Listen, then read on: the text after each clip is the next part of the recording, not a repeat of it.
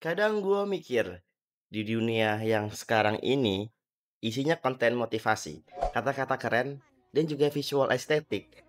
Kita jadi makin bingung ngebedain mana yang benar-benar perjuangan, mana yang cuma sekedar narasi biar kelihatan keren. Kita mulai terbiasa ngeliat anak muda, bahkan yang hidupnya dari warisan besar, ngomongin nikmatnya jadi perintis, serunya hidup tanpa jaminan, atau romantisme hidup tanpa arah. Tapi seringkali yang ngomong itu justru mereka yang paling aman dari resiko. Dan di sini gua nggak nyalain mereka. Bukan salah anak 9 tahun kalau dia lahir di keluarga yang cukup. Bukan salah dia juga kalau dia dari kecil udah diajarin bikin konten. Tapi ada satu hal yang perlu diluruskan. Narasi perjuangan itu bukan sesuatu yang bisa direkayasa. Bukan properti publik yang bisa dipakai semua orang hanya demi kelihatan deep dan juga keren di sosial media. Buat lo yang bener-bener mulai dari nol, gue yakin lo tuh pasti paham. Hidup sebagai perintis itu bukan gaya hidup, itu kenyataan. Seringkali itu juga jadi satu-satunya pilihan. Dan lalu muncullah anak muda dengan generasi pewarisnya datang dengan lightning yang sangat-sangat ciamik, musik yang sendu, dan juga kutipan puitis tentang membangun jalannya sendiri. Padahal jalan itu udah dibikin bahkan sebelum mereka lahir. Resikonya ilusi. Karena kalau gagal masih ada sebuah backup, masih bisa rebahan, rehat sebentar lalu bilang, "Ya udah, ulang lagi dari awal." Sementara lu orang kalau gagal yang artinya lu tuh beneran jatuh, bisa nggak makan, bisa harus keluar dari kos, atau bahkan lu juga harus tunda kuliah dan sebagainya. Dan juga lu nggak bisa ambil sebuah jeda demi mental health lu itu. Karena kalau berhenti ya udah hidup lu juga ikutan berhenti. Gua pernah lihat temen gua kerja dari jam 6 sore sampai jam 3 pagi di warkop. Tidurnya cuma 2 jam karena paginya harus kuliah. Dan itu bukan sebuah konten, itu realita. Perjuangan tuh nggak bisa diduplikasi. Lu yang bangun pagi bukan karena pengen kelihatan produktif, tapi karena telat dikit aja gaji lu tuh dipotong. Lu yang tidur larut bukan karena lagi ngejar mimpi, tapi karena realita juga nggak ngasih ruang buat lu tuh istirahat. Lu mungkin yang mau ngambil keputusan tanpa adanya safety net.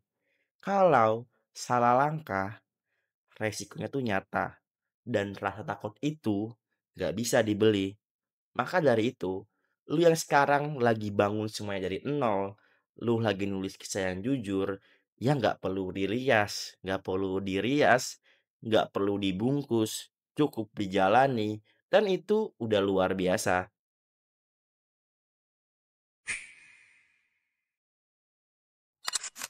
Gua nggak benci ya, anak-anak yang lahir berkecukupan, tapi kita semua perlu belajar. Menikmati warisan itu hak. Ngaku-ngaku luka yang bukan milik lu, itu salah. Romantisme hidup susah, itu kadang jadi kemewahan yang cuma bisa dinikmatin sama mereka yang tahu.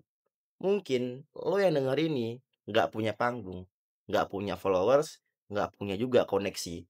Tapi lu punya satu hal yang nggak bisa dibeli, integritas. Cerita lo mungkin gak viral, tapi cerita lo juga nyata. Dan dunia butuh lebih banyak orang yang kayak lo. Yang gak sibuk kelihatan berjuang, tapi diam-diam lagi bangun jalannya sendiri.